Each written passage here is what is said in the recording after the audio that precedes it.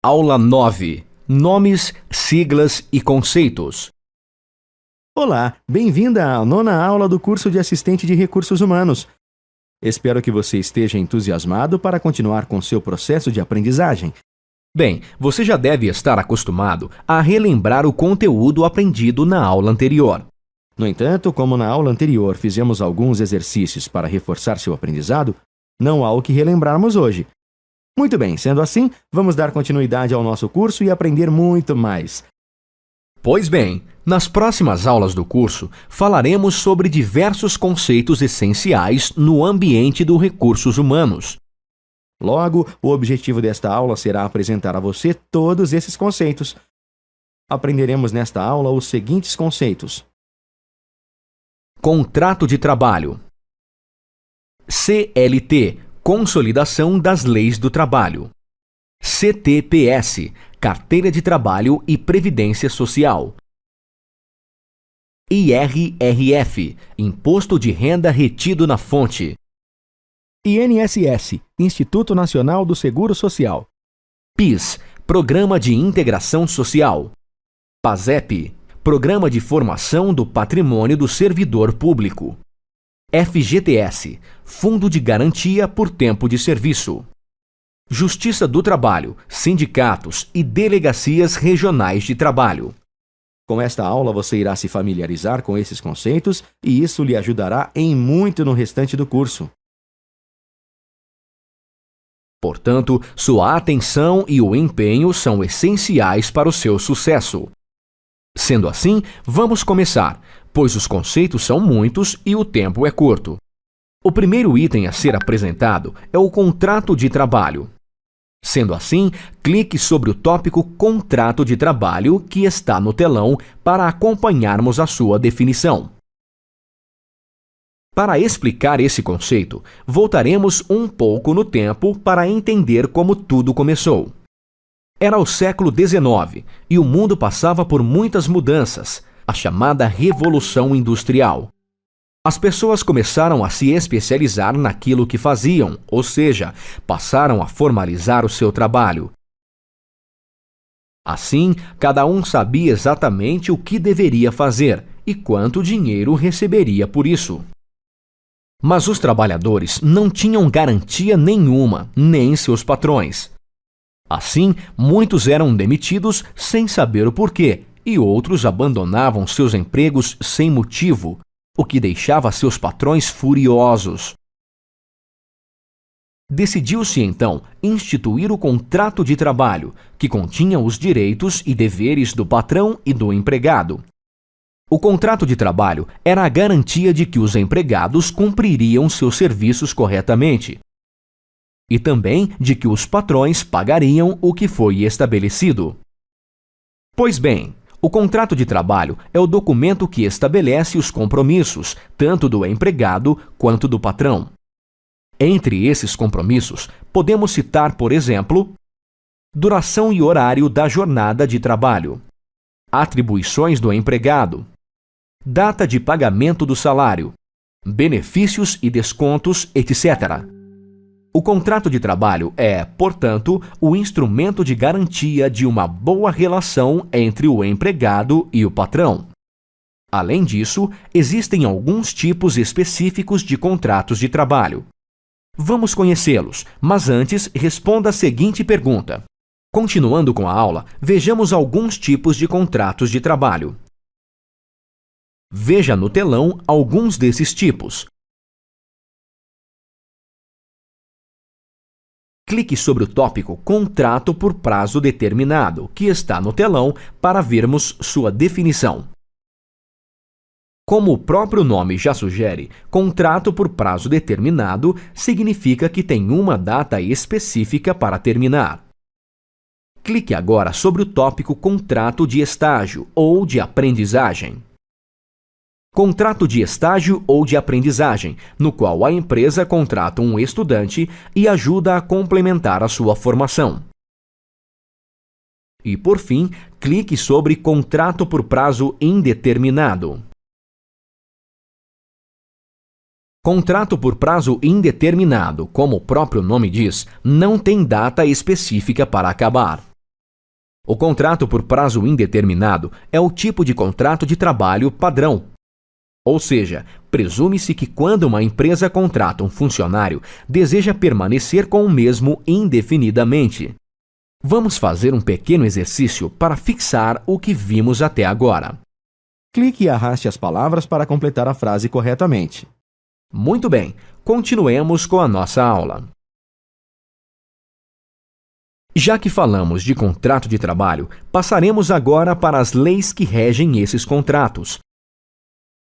Falaremos sobre a CLT. CLT é a sigla para a Consolidação das Leis do Trabalho. Pois bem, a CLT é o conjunto de leis e normas que regulamentam as relações de trabalho no Brasil. Vejamos como é que essas leis nasceram. No início do século XX, os trabalhadores sofriam com condições terríveis de trabalho. Eram longas jornadas de trabalho, e nem mesmo as mulheres e as crianças escapavam da disciplina rígida das fábricas.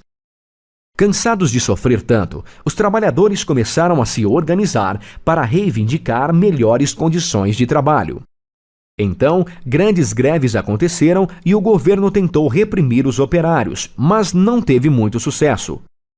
Para tentar obter o apoio desses trabalhadores, o presidente Getúlio Vargas desenvolveu uma série de leis sobre os direitos e deveres trabalhistas. Essas leis foram unificadas no dia 1º de maio de 43, em uma comemoração inesquecível no estádio de São Januário, no Rio de Janeiro. Assim nascia a CLT, Consolidação das Leis do Trabalho, que contém 922 artigos que regem todos os contratos de trabalho desde então. Vejamos alguns dos pontos mais importantes da CLT. Férias. Licença para gestante. Descanso semanal remunerado. Salário família, etc. Muito interessante essa história, concorda?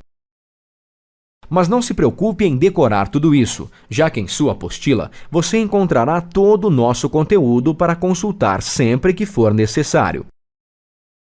Pois bem, voltemos à nossa história, pois ela ainda nos leva a mais alguns conceitos dessa nossa aula. Vejamos quais são esses conceitos. CTPS, Carteira de Trabalho e Previdência Social. IRRF, Imposto de Renda Retido na Fonte. Você deve estar se perguntando, mas o que essas duas coisas têm a ver com a CLT? Bem, isso é o que veremos agora.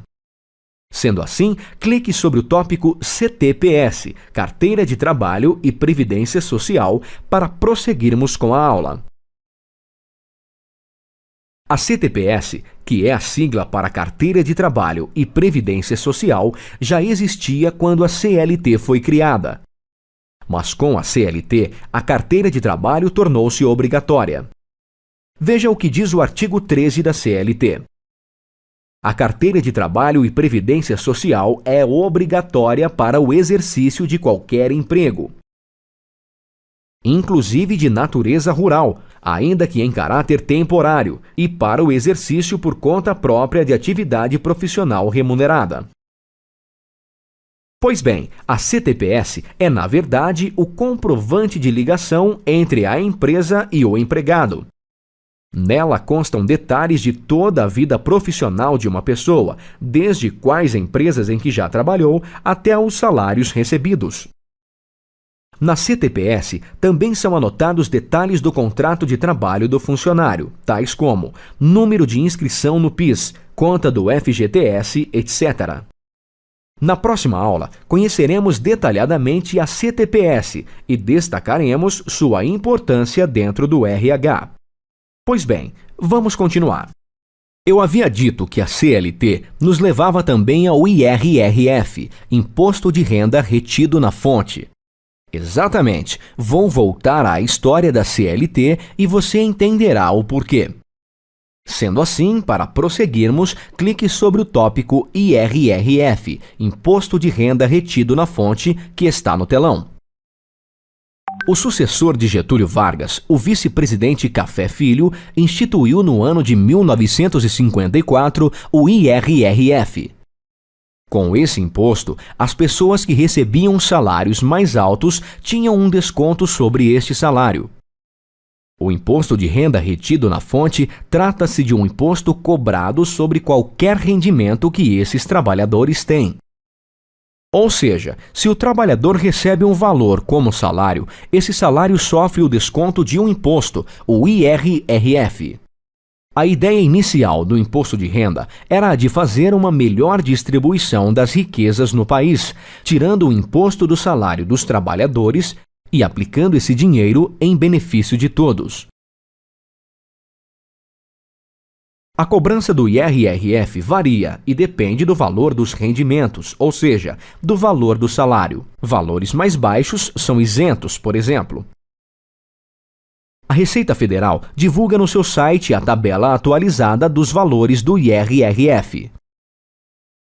O endereço do site da Receita é www.receita.fazenda.gov.br. Muito bem, antes de prosseguirmos, vamos praticar um pouco com um simples exercício. Selecione a única alternativa correta.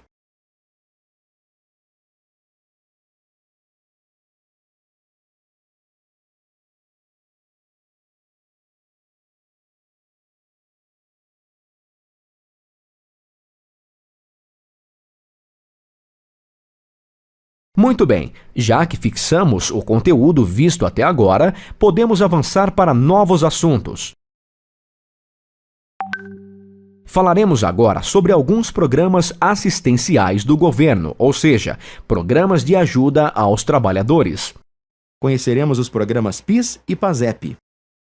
Sendo assim, clique sobre o tópico PIS, que está no telão, para conhecermos a sua definição.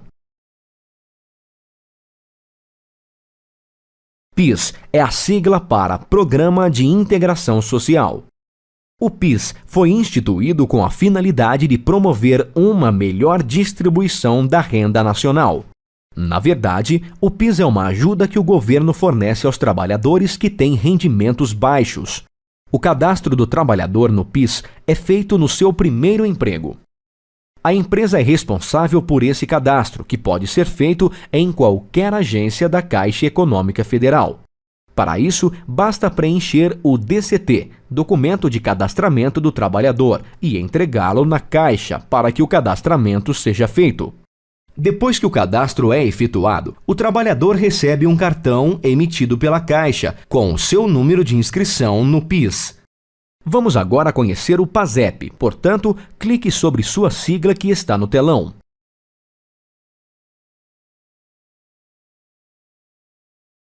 O PASEP é muito parecido com o PIS.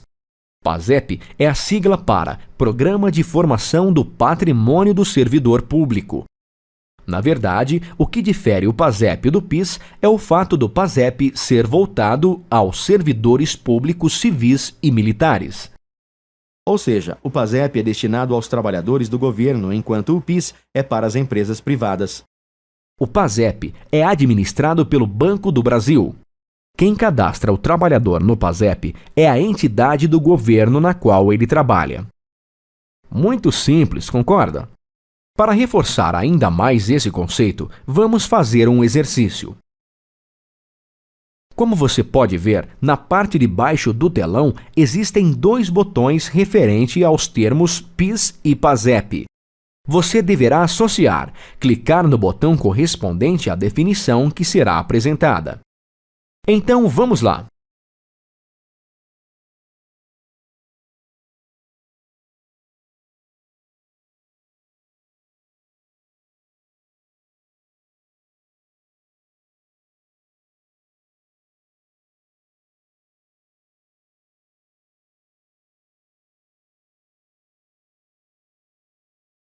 Já que estamos falando de programas assistenciais do governo, vamos aproveitar para falar sobre o INSS.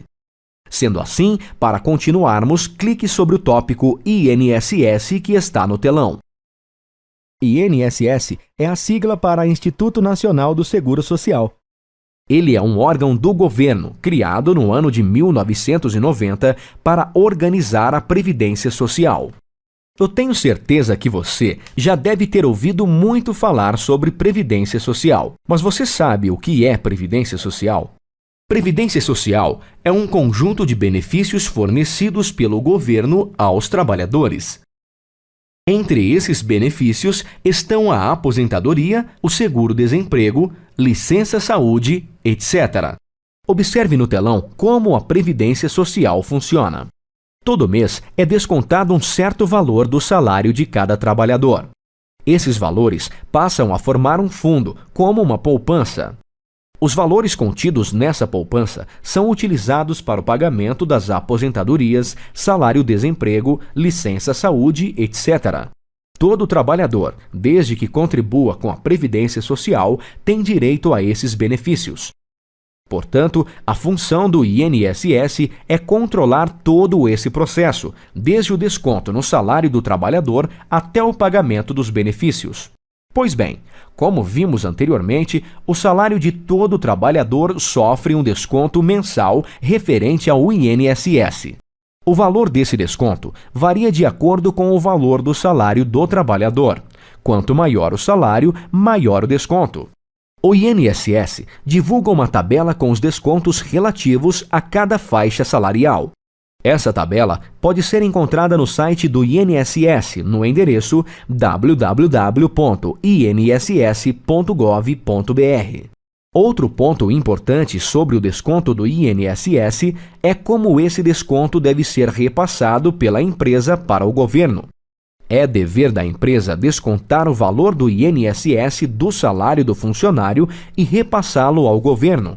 Os valores descontados são recolhidos através da GPS, Guia da Previdência Social. A GPS é preenchida através de um programa fornecido pelo INSS, a GPS eletrônica. Nela constam todas as informações necessárias para a cobrança do desconto do INSS. Nome do contribuinte, ou seja, do trabalhador.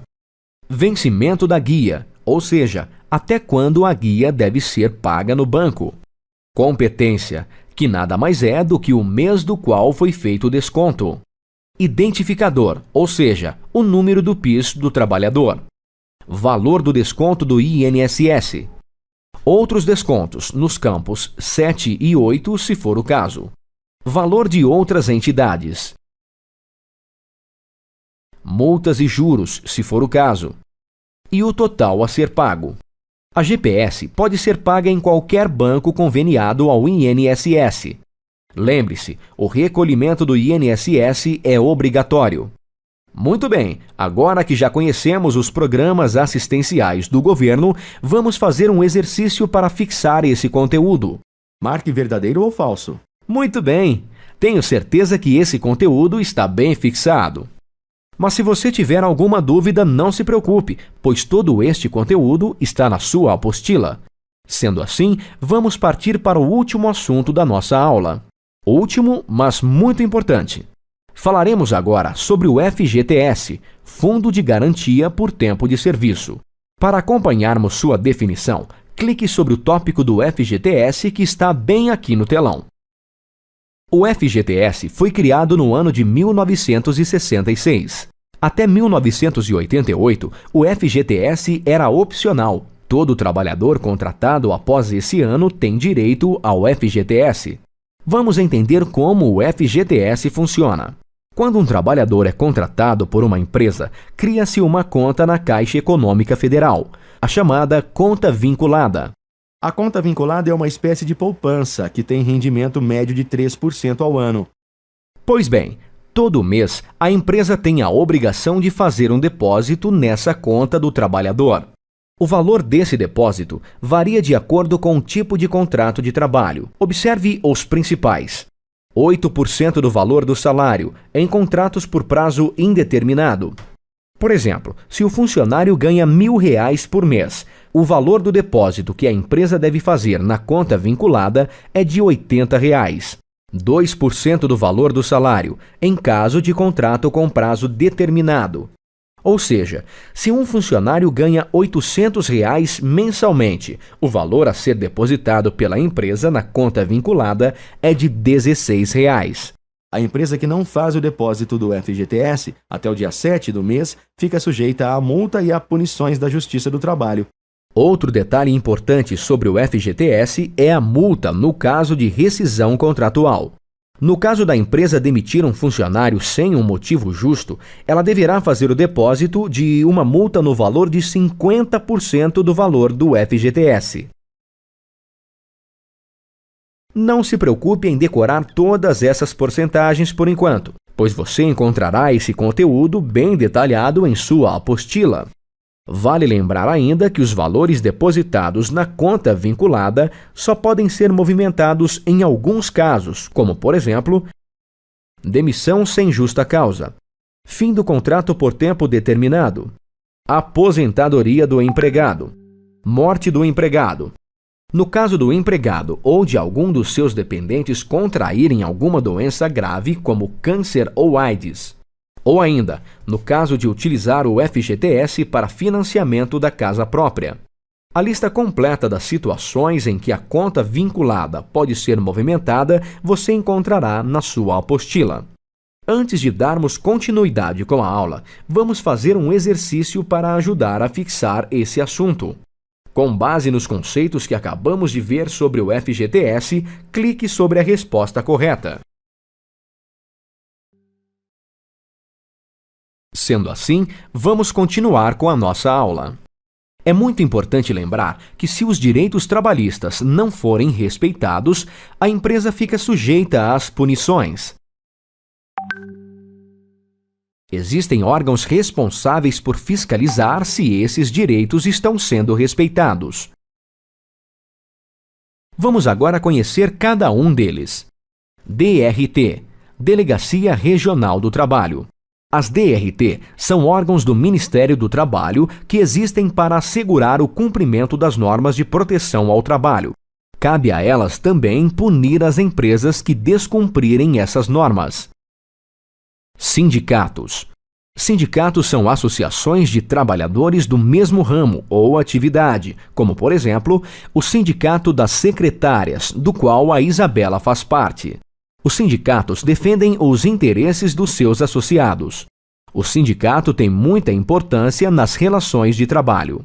Um acordo coletivo de hora extras, por exemplo, só pode ser firmado se for aprovado pelo sindicato. O sindicato também pode fiscalizar se a empresa está cumprindo as suas obrigações trabalhistas e denunciá-la caso não esteja. Justiça do Trabalho. A Justiça do Trabalho tem a função de julgar os processos trabalhistas, ou seja, os processos entre funcionários e empresas. Ela é dividida em 3 instâncias. Varas do Trabalho são a primeira instância, ou seja, a primeira etapa. As varas do trabalho julgam os conflitos que surgem nas relações de trabalho. TRT – Tribunais Regionais do Trabalho, que são a segunda instância. Os TRT julgam os conflitos maiores, como acordos de sindicatos.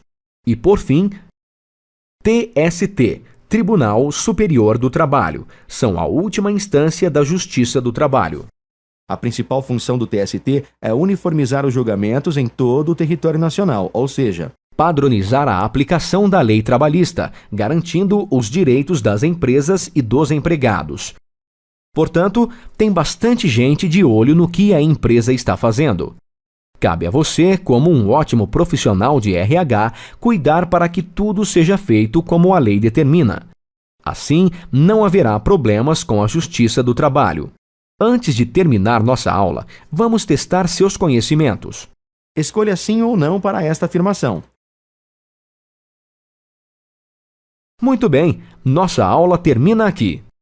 Mas antes de me despedir, vamos relembrar o que vimos no decorrer de nossa 9ª aula de RH. Nesta aula, aprendemos algumas siglas e conceitos fundamentais no ambiente dos recursos humanos. Começamos com o termo contrato de trabalho. Vimos como nasceram os contratos no decorrer da história. Conhecemos os principais tipos de contrato de trabalho: por prazo indeterminado, por prazo determinado, estágio ou aprendizagem. Em seguida, conhecemos a história da CLT. Vimos como a consolidação das leis trabalhistas foi criada e qual a sua importância dentro das relações de trabalho. Logo em seguida, aprendemos sobre a CTPS, Carteira de Trabalho e Previdência Social. Vimos que ela é o documento essencial nas relações de trabalho e que é obrigatória de acordo com a CLT. Depois conhecemos o IRF, Imposto de Renda Retido na Fonte. Vimos que esse desconto é feito direto no salário do empregado e que o valor varia de acordo com o valor do salário. Quanto maior o salário, maior o desconto do IRRF. Passamos a falar então sobre os programas assistenciais do governo. Vimos que o INSS, Instituto Nacional de Seguro Social, é o órgão do governo responsável por controlar a Previdência Social. Também vimos que todo mês há um desconto no salário do funcionário referente à contribuição ao INSS. E esse desconto vai para um fundo que serve para o pagamento de benefícios, tais como salário-maternidade, auxílio-doença, aposentadoria, etc. Falamos também sobre programas assistenciais e conhecemos o PIS e o PASEP. Vimos que PIS, Programa de Integração Social, e o PASEP, Programa de Formação do Patrimônio do Servidor Público, são muito parecidos. Ambos são programas assistenciais do governo, que têm intenção de melhorar a renda do trabalhador. Aprendemos também como é feita a inscrição do trabalhador nesses programas. Prosseguindo com a nossa aula, aprendemos o que é o FGTS, Fundo de Garantia por Tempo de Serviço. Vimos como devem ser feitos os depósitos mensalmente na conta vinculada do trabalhador, além de aprender em quais casos essa conta pode ser movimentada. Finalizando, conhecemos os órgãos responsáveis por fiscalizar e padronizar as leis trabalhistas. Dentro desse assunto, conhecemos as DRT, Delegacias Regionais do Trabalho, os sindicatos e a Justiça do Trabalho, que é dividida em varas do trabalho, tribunais regionais e o Tribunal Superior. Quanto assunto novo! Mas não se preocupe em decorar tudo isso, pois todo o conteúdo dessa e de todas as outras aulas pode ser encontrado em sua apostila. Lembre-se, a apostila é sua e é parte fundamental do seu aprendizado. Portanto, consulte-a sempre que necessário. Eu me despeço aqui. Até a próxima!